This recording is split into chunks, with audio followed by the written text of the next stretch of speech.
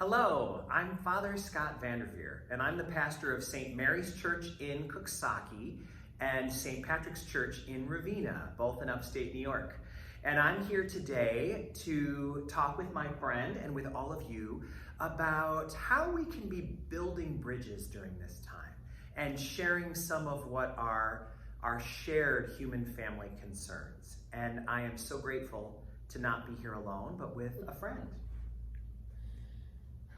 It is wonderful to have you here. Welcome everyone. I'm Rabbi Zoe B, and we are at Temple Israel of Catskill in beautiful Catskill, New York, where I'm honored to be the rabbi here. And I want to tell you how it is that we are sitting here together. So, Father Scott and I met, I think a couple years ago, when our dear friend and colleague, Sister Mary, retired. Since then, I've been following Father Scott, and during this COVID period, I've been watching a lot of your services online on Sunday mornings. I've been listening to your homilies, and I've been really inspired by what you do, by what you say, and how you say it, your deep care, how you've gone to the nursing homes and stood outside when you weren't allowed in, saying prayers for your Catholic parishioners. So moved. So often when I hear you speak, I think, I'm hearing myself speak, or I'm hearing myself think, and I just really wanted to get to know you better. And I wanted to have a dialogue. So I called Father Scott up, and I said, let's do it, let's have a dialogue.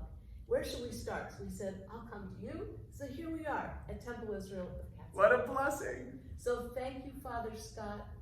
It's really an honor to be here with you. Thank you. It's so mutual. Thank you for having me. So great to be in your house and in God's house. Awesome. I look forward to being in yours next. Beautiful. So I want to ask you a question. Please. So I know you are busy caring for all your parishioners, not only praying for them and doing services, but speaking to them and doing online visits with them and recording your services and coordinating with the other people, the organists and musicians and people that do come into your church, and counseling people on how to get through this, helping people who feel sad and alone and anxiety ridden. And I know you're great at what you do because I'm a witness to that. Thank you. I want to know how you're getting through it and what you do for you.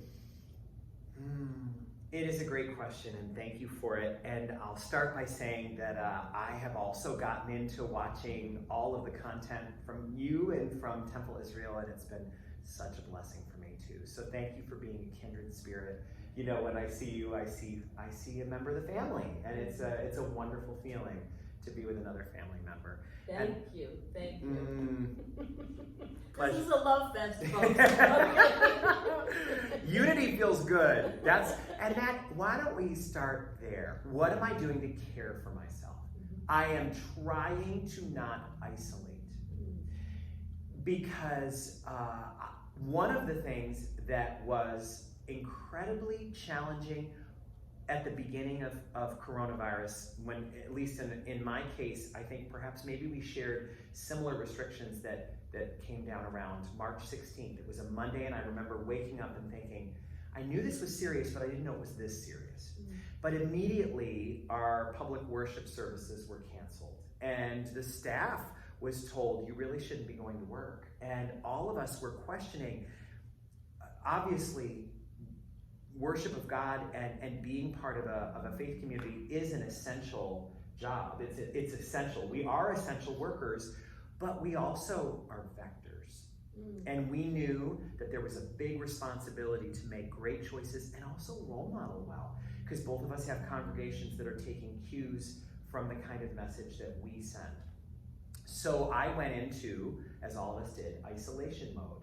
And I did see the staff on Zoom meetings at least once a week. I tried to stay in touch with friends.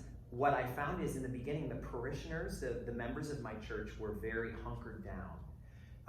They were not asking for appointments or for chatting. they were busy figuring out how they were going to get enough canned goods and toilet paper to make it through what we thought at the beginning might be 2 or 3 hard weeks.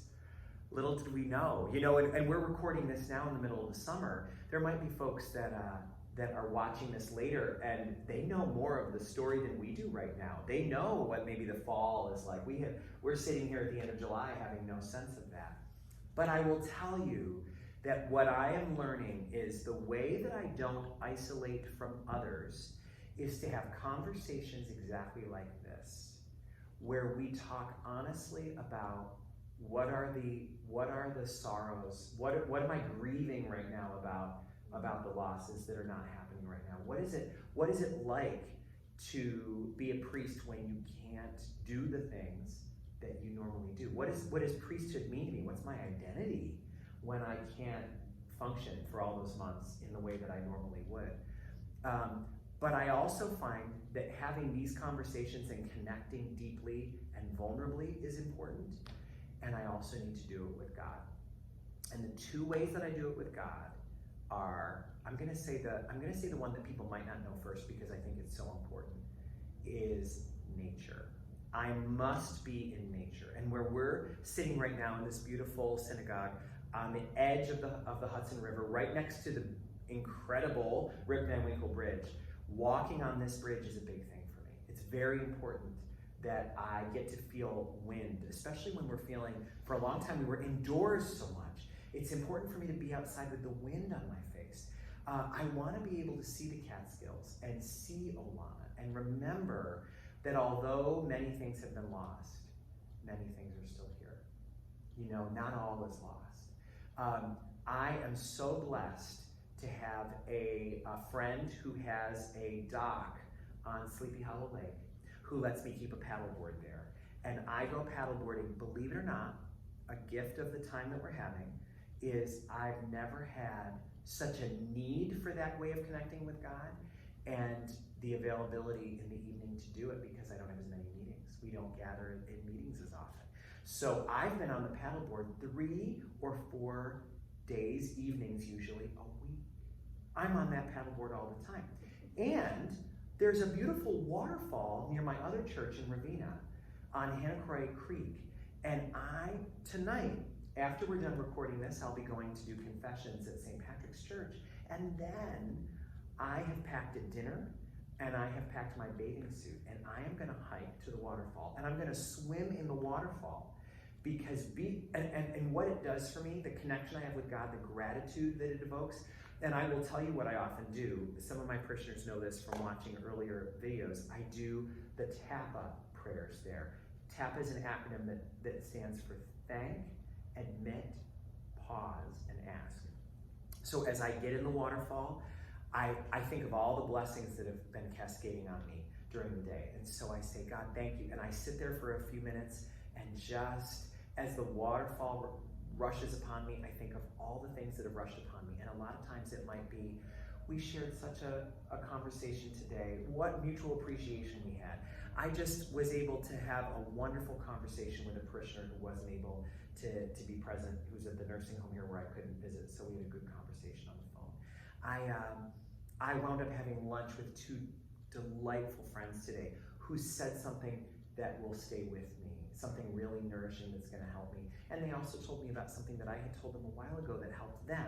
And I savored what it felt like. One of the things I've learned is neuroscientists tell us that bad thoughts stick to us and good thoughts slide off like Teflon. So if we want to really take in a compliment, for example, that someone gave us, we have to hold it and savor it for 15 seconds. Or else our brain will not register that it happened. It'll move on. I did not know that. Isn't that interesting? It's frightening. Well, but a great teaching. None of us knew it up until recent. And that was and so that the podcast that introduced me to that, I'm so glad I was able to share it with you. You have to savor those things. And there's lots of reasons why our brains are more programmed for remembering the hardships than the blessings. But I sit under that waterfall and I thank God. And then I admit one thing that day that I did that was not my best, was not to my potential. And I do it not to feel guilty. only to create the awareness within myself that God knows all. I know you know, I say. I know you know. I'm saying this because I know that you know, and I want to remember that you are God, and that you know all things, and that you want me to know that too. You want me to be aware of it, not out of some kind of desire to make me feel guilty or bad, but because you love me and you want me to know where I might trip and fall. You know, there's that saying that says, don't look to where you fell, look back to where you stumbled. You know, and admitting allows me to say, I fell there. Oh, the stumble was right here. That's good for me to see. Then I pause and I just tread water at the base of this waterfall for a little while and just pause, enjoying the temperature of the water. I look up at the clouds and take a look at the formation. I try to look at the green and take it all in, and I think, I want all of this green inside of me for winter. I'm going to store this up like a chipmunk. I love it. I love it. And then I ask, only then do I ask. T, thank, A, admit, P, pause. Then I say, Lord, I'm really worried about this or that. I was noticing this beautiful adornment on your Torah table. Adonai, please heal us. I might say, please heal us. Or I had Lyme disease 3 years ago, and I've got a few signs that it might be back. I might have some signs that it's a little bit chronic, and so I'll say, Lord, please help me. Help me to know the right time to go to the doctor and not just brush this off as I must be fighting something off. So yeah, what I will tell you is if I don't have half an hour in the morning of prayer, I work about as well as an iPhone that wasn't plugged in overnight. My phone won't work if it's not charged, and neither will I. I can't do it. So I need to connect conversations like this. I mean, how much better do I feel now than when you first asked me that question? How lovely it is to have you listen and to know that I'm talking to someone whose job is like mine. And so I don't have to say everything that makes it hard. You know. And I'm so grateful that we have friends that are willing to sit with us virtually, and that care about us enough and our well-being enough to want to listen, and who also are on a journey. They're seeking how can I find my way through this with the most peace, the most serenity, the most faithfulness. How can I not waste this time? If I'm going to suffer through this anyway, I don't want to waste a drop of it. I want all of it to go for my betterment and my growth. So I thank you for asking. I need to be in nature, and I need to connect honestly with people who care. That's what I need to do right now. So allow me, if you would, to ask you the same question in this hard time. You are a one-woman show here so often. You're alone in the synagogue almost every day. I've watched so many of your services online, and they involve you with a tripod, and you're singing. You're the cantor and the rabbi and the leader of prayer, the offerer of reflections. How are you, and how are you getting through this? Thank you for asking. First, I just have to say, I continue to be inspired by you. By what you shared makes me want to make sure that I get out in nature more, because I too need that, but I don't do it enough. So I'm going to take your joy of that connection and let it inspire me to help me get out the door more to do that. Let's see. To answer your question, so this has been a period of time like no other time in my life, no other time in your life or anyone else's life. We know that. And for me, the thing that gets me through the hardest times, and the thing that allows me to express my joy the greatest at hallelujah times, is really music.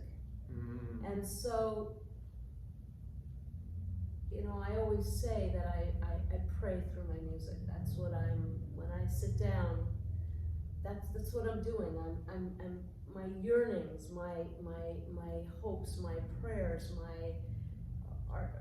I put them into the music. So one of the things that has really helped me, more than anything actually, is the fact that my daughter's home with me, so that I'm not worried about her. That's the greatest joy. She's how old? 29. So the greatest joy in my life, the greatest blessing, and I'm just beyond grateful that she's with me for every reason imaginable. All of them great. So my music, I've had more time to play. I've had more time to sit at the piano. I've had more time to sit with the Psalms, to sit with the prayers. And what I've been doing, since I've been leading our prayer services online weekly, as have been you, what I do is these prayers, I always say they gnaw at me. Gnawing is kind of a negative sounding word, but in a good way. They gnaw at me so that I find a way to express them musically. Until, even if it's, in our tradition, we may have many different melodies for this same set of words. This one prayer, I might know 6 different melodies. I might love all of them, but none of them might not exactly express what I am trying to say when I pray that prayer. So I've written a lot of new music, which I wrote a new piece before you came today. Wow. So for a new prayer. So what I do is I sit with these prayers. So the Friday night service that I've been leading has lots of new music in it. And on Friday night we have 6 psalms that we recite to bring us into the Sabbath, to help us welcome the Sabbath. And so I've written new melodies, I think, for all of them. And that's been just the greatest help. Because when I'm singing, when I'm playing, when I'm praying, I am grounded, I am rooted, I am remembering, I am grateful, I am alive. When I don't do that enough, I'm less of those things. So that has been really great. I have been, like you, of course, very concerned about my congregants. Like you, do everything I can possibly think of, to reach out to everyone. I tend to worry about my people. I'm thinking about them all the time. I'm calling them, I'm thinking about them, I'm video chatting with them. But it's been very helpful, as you said, to be able to connect and to be able to do video chats and to be able to help people and also be inspired by them, be inspired by so many people's creativity. I've been wowed by the things people have done. And, in our tradition, like yours, in every spiritual tradition, we're called, in Judaism we call it a mitzvah, do every good deed you can possibly do. I am moved by my congregants and how they have found ways to help people. Because all of us, we can't do what we did before. We can't go to the places, we can't see the people, whatever we did before, we're not doing now. So I'm just amazed how people have been flexible, creative, and continue to be. Which of course this time, well, if there was ever a time where we were called to be resourceful and creative and not set in our ways, because even if we're all set in our ways, but we cannot be, because I like to do things this way. Well, that's just too bad, you can't do that anymore. So I get a lot of, I was going to use the word nutrition, it's the wrong word, but I get a lot of support from seeing what other people are doing, both my congregants, your congregants, and my fellow clergy. I see your services online. I have been to a lot of Hindu services online at the ashrams that I usually serve, that I go into Jewish teachings at. I've been to church services of all my friends and colleagues that I can possibly go to, and every synagogue imaginable that I can go to. I've even gone to children's services at synagogues to see what are people doing. How in the world are they dealing with this? Like, how are they getting through? And I learn things. I'm also amazed people are now planning for the high holidays. I'm blown away by the creative things, because we will not be having services in person. We'll be having them virtually. So what are all these rabbis and cantors? Not just Catskill. Well, there aren't any other rabbis and cantors here, but you know, not only in New York, not only in New Jersey, not only in this country, in every country, in Israel, in Italy, in France, you know, around the world. What are people doing? And it's quite fascinating. The services people are leading from their living rooms, from their churches where there's, like me, one person here, or like you, where there are other people assisting you. It's people with one camera or people with a more, you know, elaborate thing. Everyone's still struggling with the same issues. How can we connect? How can we bridge that gap between right here and everybody there? How can we like reach out to them and hold hands and join? So I'm inspired by other clergy of every persuasion. The other thing for me is I've gotten more into gardening. That's been my nature connection. And so I've been really into making sure, especially in these hot days, like that I water the plants and they talk to me.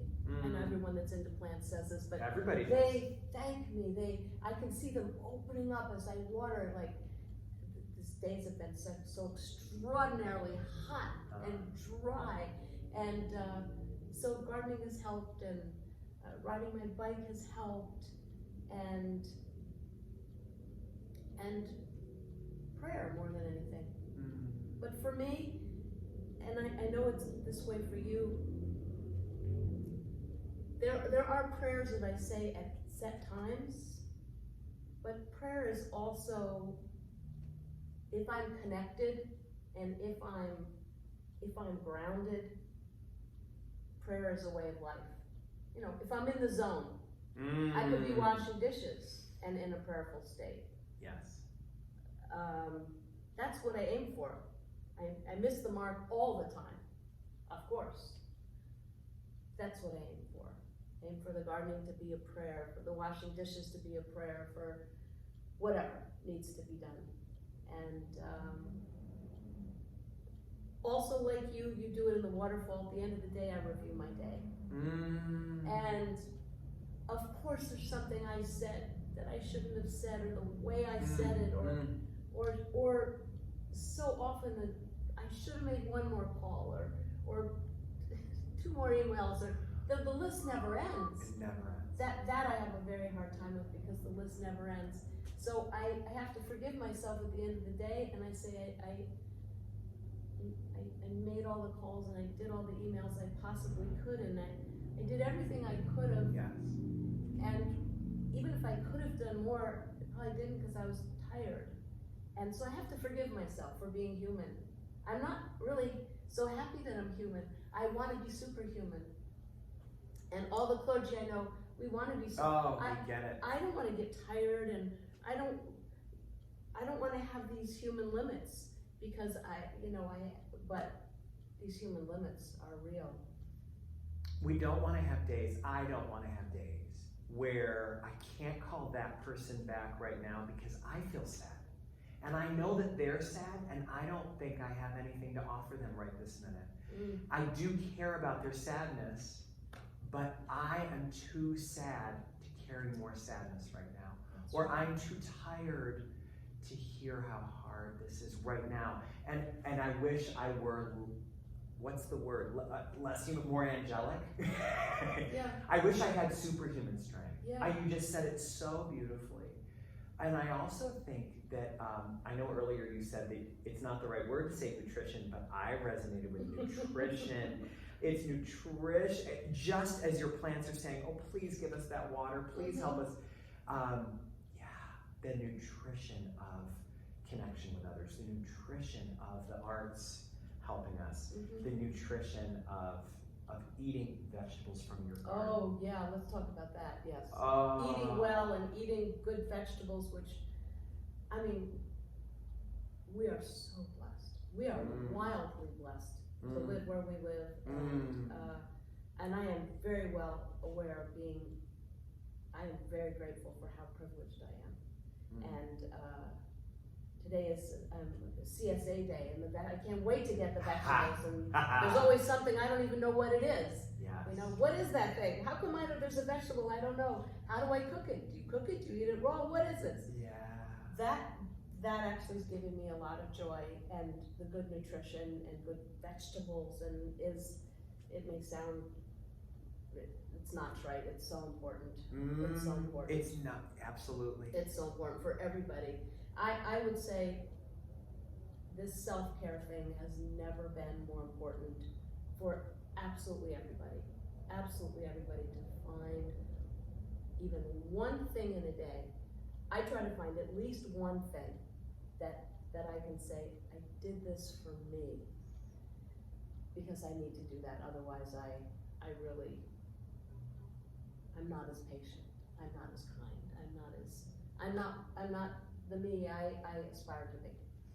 One of the gifts that your tradition has given me is the concept of Sabbath.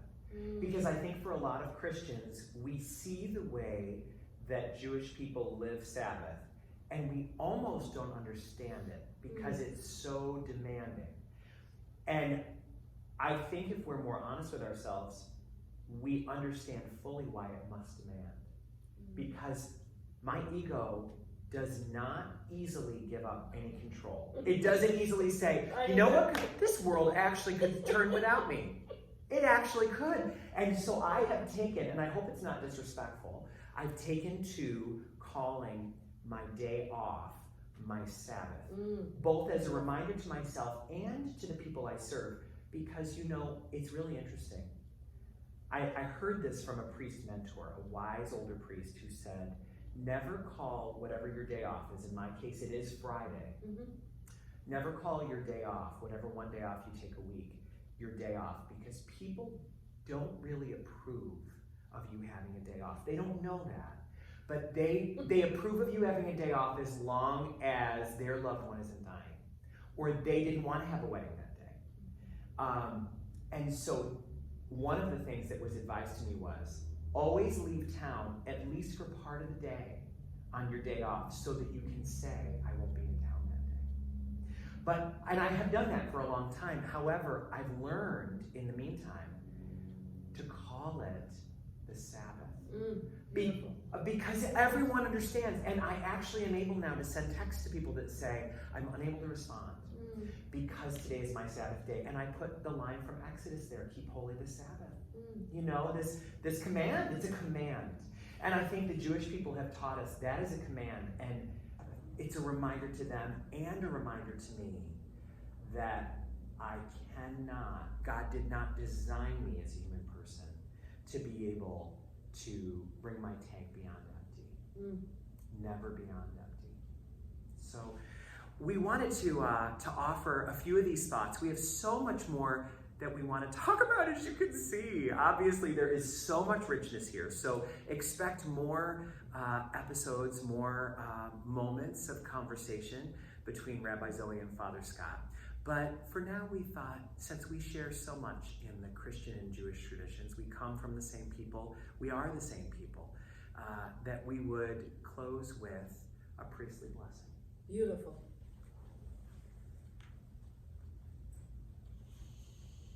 Yivarecha Adonai v'yishmerecha. May the Lord bless you and keep you. Ya'er Adonai panav elecha v'yechuneka. May the Lord be gracious and merciful to you. Yisa Adonai panav elecha v'yasem lecha shalom.